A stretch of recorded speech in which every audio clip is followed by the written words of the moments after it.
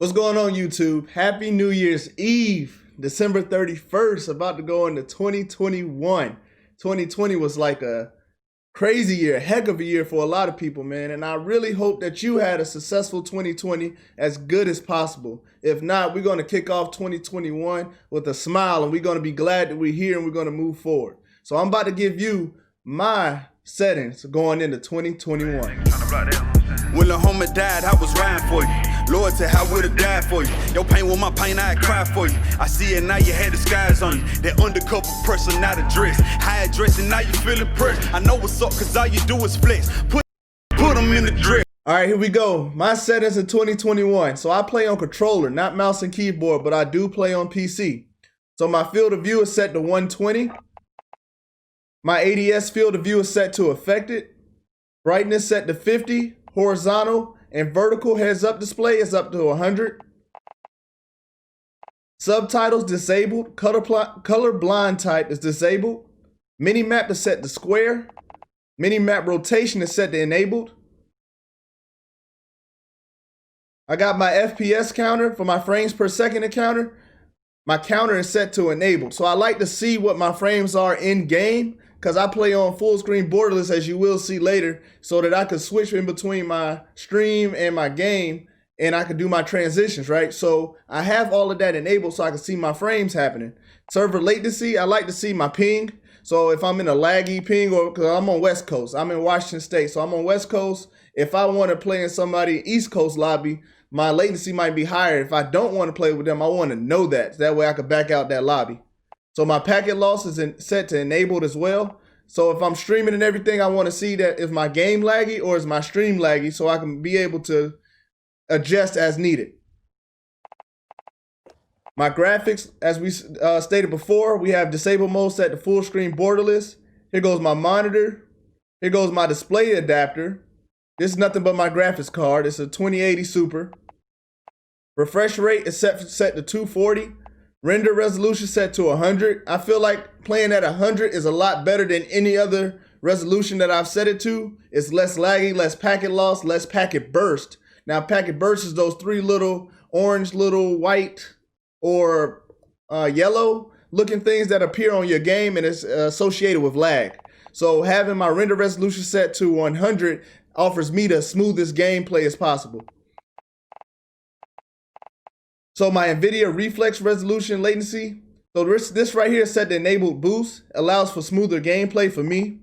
Texture resolution is at normal. Normal. High. Bullet impact and sprays. I like seeing that, so I have it enabled. Disabled. Stream quality is set to normal. It doesn't really help my stream quality in my opinion, but it says it does, so I put it at normal. Shadow matte resolution set to low. Disabled, low. So I have my anti-assailing set to Filmatic SMAA2 T2X. I like having it at this setting because when I upload it to YouTube, it's like a smoother transition, and I really just like having that Filmatic gameplay going on as I play the game as well. So that works best for me, and if it doesn't work best for you, you can also adjust it as needed.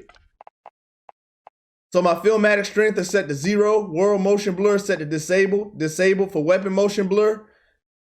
No reason why you need to have blur while you're playing a first-person shooter game, because somebody could come up around that corner and you won't see them if you're moving because of the weapon motion blur or the world motion blur. Just disable all of that altogether.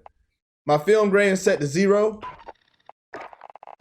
Audio is set to boost low. Music volume's at 0.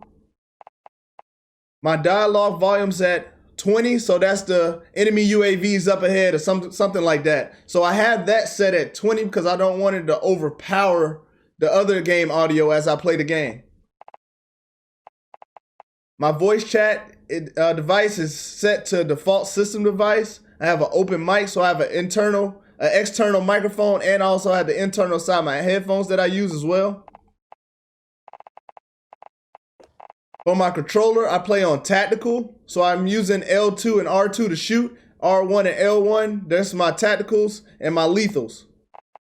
My stick layout preset is set to default. My dead zone is set to 0.12.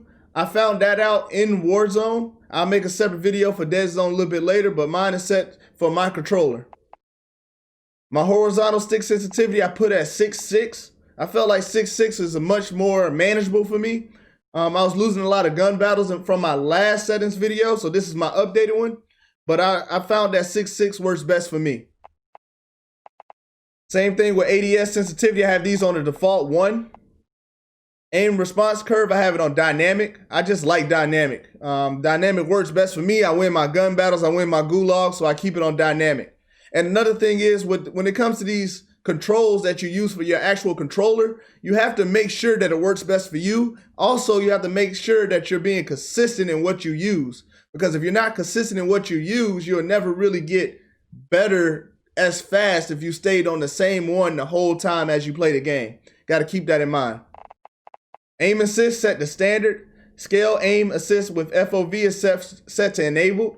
I like that because if I have a larger FOV field of view, that's what FOV stands for, I'm able to still hit my shots no matter what FOV that I'm at.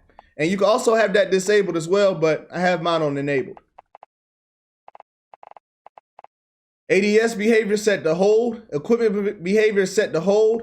Use reload is set to tap to reload. Now this is the default. A lot of people like contextual tap. So when you tap the use, it just automatically picks up whatever weapon, opens whatever door, whatever the case may be. But I have mine set to tap to reload because I like to hold that button to use. So like if I'm trying to pick up a weapon in Warzone, it doesn't pick up or accidentally pick up a weapon I'm not trying to pick up. That could save me a lot of time down the road just by having that precise movement. I like being in control of my character, that precise movement. Same thing with depleted ammo, weapon ammo switch. So if I'm out of ammo, that's the only thing I want the game to really help me with. If I have my Demettis or I have my Renettis or I have my shotgun and I run out of ammo with my AR, my assault rifle, in my primary weapon position, I switch to my secondary and I'm still able to shoot and fight or defend or get away from somebody if need be.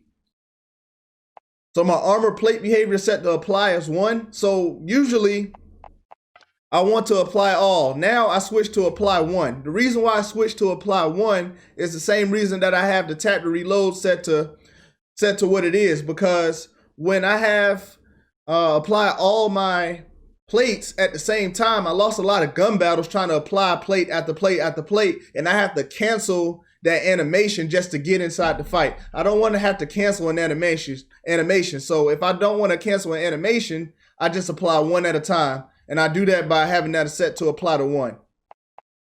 Slide behavior set to tap. Disabled the auto move forward. Disable automatic tactical sprint. Same thing with those. If you're running a shotgun and you have automatic tactical sprint on, your animation will stop you from chasing the enemy down because you cannot hold the gun out while you automatic tactical sprint. It always goes up. So to keep it out, you want to have automatic tactical sprint disabled, and you can chase the enemy around the corner and you can just hip fire or ADS or whatever you need to do. But having that automatic tactical sprint off and having it disabled, it actually helps me out a lot. So I have my automatic sprint off and my auto move forward off.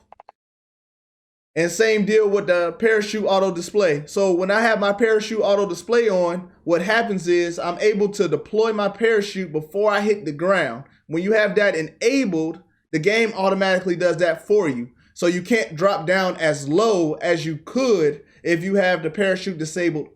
So when you have the parachute disabled, you're able to swoop down in the superstore, for an example, or you can swoop down inside of a building or inside of a window at your choice, not at the game's choice. Hope that makes sense. So yeah, YouTube, that's my setup. I hope you enjoyed the video. I'll catch you next video. Yo, if you want to catch me on live stream, I stream on twitch.tv/SayMali, SayMalii. Hit that follow button, it'd be greatly appreciated. Also on this video, comment, like, and subscribe. I appreciate all the support. Peace.